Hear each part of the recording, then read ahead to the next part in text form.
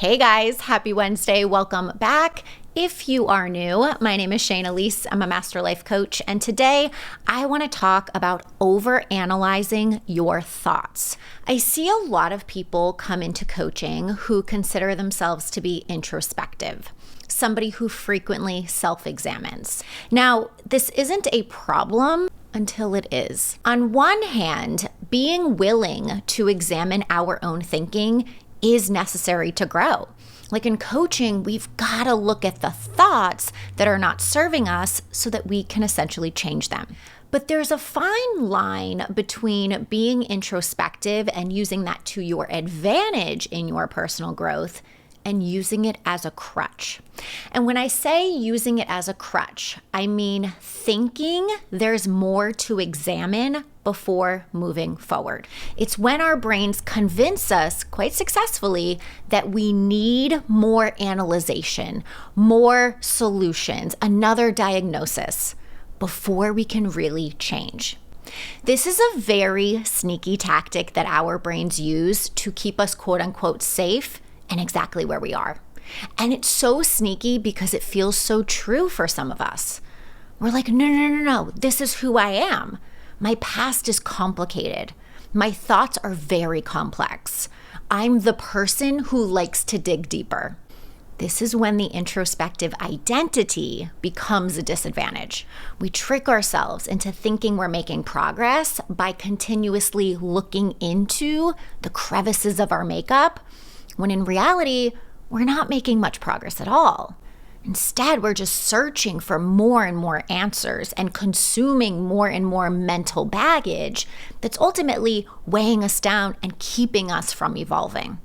Okay? So let me break this down. Our thoughts are not facts. The thoughts in our brain are simply sentences in our mind. Complexity happens when we have thoughts about our thoughts. Not to get too meta here, but yeah. Overanalyzing happens when you have lots of thoughts about your thoughts and what they mean. Okay? So for example, where is this coming from? Why am I having this thought? Why do I keep having this thought? This goes much deeper. Let me look into this more. I need more answers. This must be where this is coming from. Let me explore that some more. I need to make sense of this. I need to make sense of this pretty much sums up the introspective experience. Now again, I don't want to contradict myself here because yes, coaching is a space to be massively curious about our brains and what's happening up there. But that's just a part of it. Then we've got to get to work in solving for the thinking. Whereas overanalyzing is when you stay stuck in the ongoing cycle of trying to make sense of something instead of actually solving for it and getting on with your life. And so if I believe I need to make sense of this, the action that is fueled by this thought is consuming more and more information.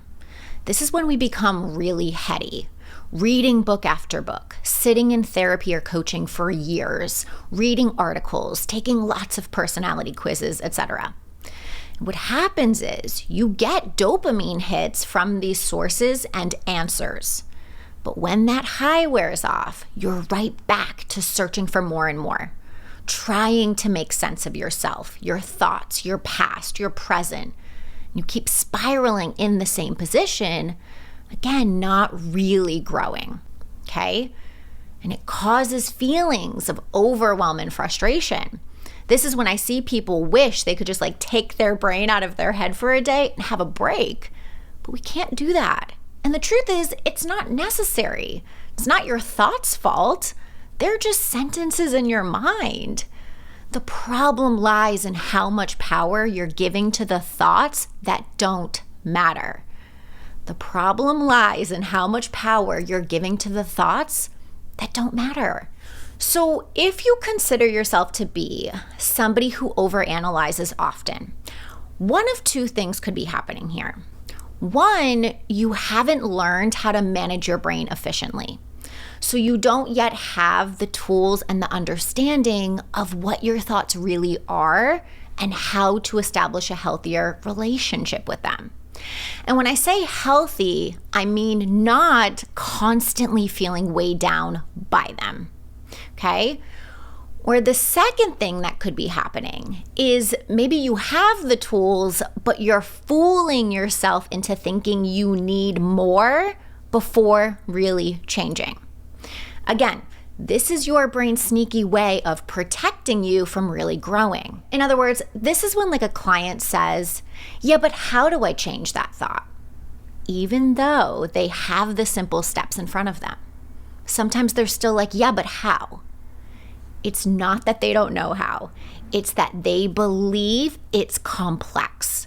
It's that they think they need something else, a different solution to changing their thoughts and feeling better and creating new results.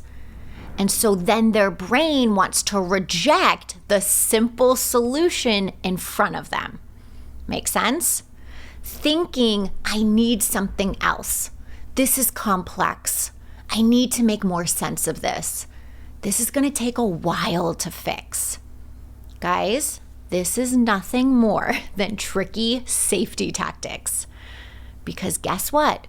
If you keep these thoughts, then you don't have to use the tools that will actually create results.